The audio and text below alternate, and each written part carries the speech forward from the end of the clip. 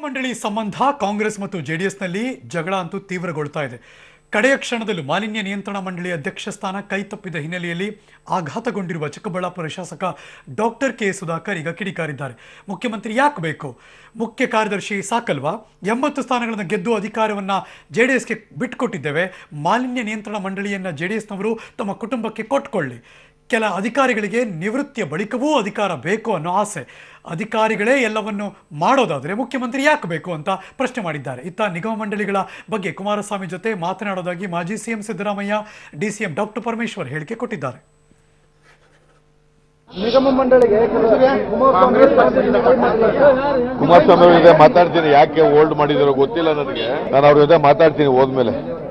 ಇಲ್ಲ, ರಿಜೆಕ್ಟ್ ಮಾಡಿದ್ದಾರೆ ಅಂತ ಗೊತ್ತಾಗ್ಲಿಲ್ಲ ನನಗೆ. ರಿಜೆಕ್ಟ್ ಮಾಡಿಲ್ಲ, ಅವರು ಬೇರೆ ಬೇರೆ ಕಾರಣದಿಂದ, ಅಂದರೆ ವೆರಿಫಿಕೇಶನ್ಸ್ ಮಾಡಬೇಕು, ಆಮೇಲೆ ಆ ಸಚಿವರುಗಳ ಜೊತೆಯಲ್ಲೇ ಮಾತಾಡಿ ಅವರಿಗೆ ತೀರ್ಮಾನ ತಗೋಬೇಕು ಅಂತ ಮಾಡಿದ್ದಾರೆ ಅಂತ ಕೇಳಿದೆ. ನಾನು ಇನ್ನೂ ಮಾತಾಡಿಲ್ಲ.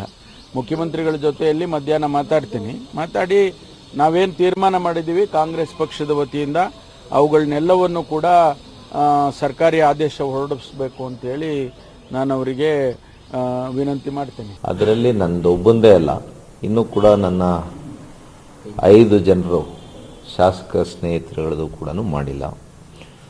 ಹಾಗಾಗಿ ಯಾವ ಸದುದ್ದೇಶದಿಂದ ಪಾಪ ಮುಖ್ಯಮಂತ್ರಿಗಳು ಅದನ್ನು ನಿಲ್ಲಿಸಿದ್ದಾರೆ ಗೊತ್ತಿಲ್ಲ ನನಗೆ. ಹಾಗಾಗಿ ನಮ್ಮ ಹೈಕಮಾಂಡ್ನವರು ಅವ್ರ ಜೊತೆ ಚರ್ಚೆ ಮಾಡಿ ತೀರ್ಮಾನ ತಗೊಳ್ತಾರೆ ಅಂತ ಅನ್ಕೊಂಡಿದ್ದೀನಿ. ದೇಶದ ಮಾಜಿ ಪ್ರಧಾನಿಗಳು, ಮುತ್ಸದ್ದಿ ನಾಯಕರು, ಅವರ ಒಂದು ಹೇಳಿಕೆಗೆ ನಾನು ಪ್ರತಿಕ್ರಿಯೆ ಕೊಡೋದಕ್ಕೆ ಇಷ್ಟಪಡ್ತೀನಿ. ನಿಗಮ ಮಂಡಳಿ ಬಗ್ಗೆ ನಾನೇನು ಕಾದೂ ಇಲ್ಲ, ನೋಡೋದೂ ಇಲ್ಲ.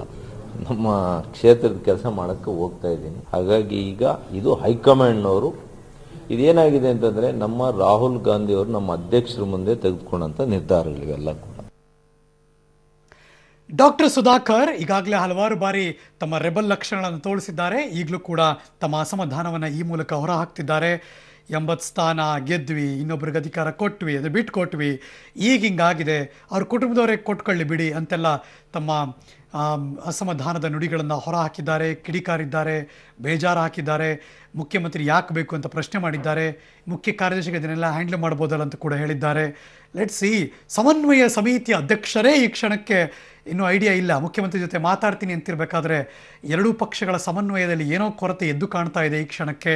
ಹೊರಗಡೆ ಎಲ್ಲವೂ ಚಂದ ಅನಿಸಿದ್ರು ಕೂಡ ಒಳಗೊಳಗೆ ಯಾವುದು ಸರಿ ಇಲ್ಲ ಅನ್ನೋದು ಈ ಕ್ಷಣಕ್ಕೆ ದೋಸ್ತಿ ಸರ್ಕಾರದ ಅಸಮಾಧಾನ ಗೊತ್ತಾಗ್ತಾ ಇದೆ. ಬಾಹರ್ ಶೇರ್ವಾನಿ ಅಂದರ್ ಪರಿಶಾನಿ ಅನ್ನೋ ಹಾಗಾಗಿದೆ ಈಗ ಸಮ್ಮಿಶ್ರ ಸರ್ಕಾರದ ಕತೆ.